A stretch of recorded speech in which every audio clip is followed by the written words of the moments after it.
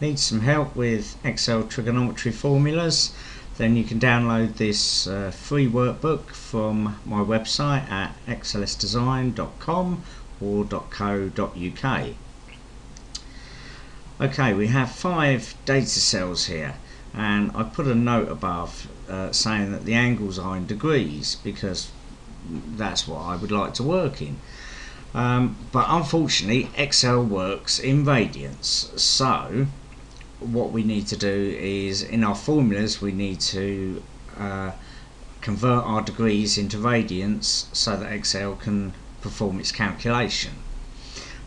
So if you look at the table, we have various formulas here. There's 21 of these formulas, and sometimes you'll see it says radians, and that's going to convert our degrees into radians so that then Excel can do its calculation. Okay, what I've done is I've actually applied a name to these 5 cells.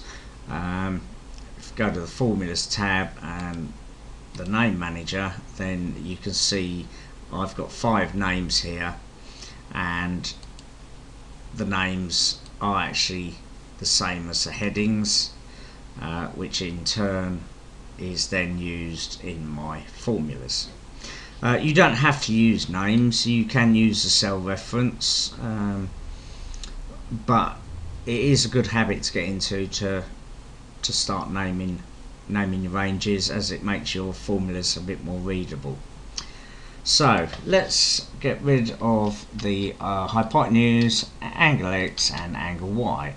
So we're just going to work with our 2 sides as our data, and we want to solve, say, the hypotenuse. So on the table we want to solve hypotenuse, so it's going to be one of these formulas using side X and side Y, and that happens to be this top formula.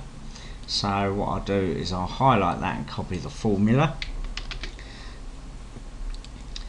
go to my hypotenuse cell, activate it with the equals sign, paste my formula in, and there we have our answer. If you're going to use cell references or different names, then well, we've got side X here and side Y, you can change those. Okay, well, I hope this has helped, and don't forget it's a free file available from my website at XlsDesign.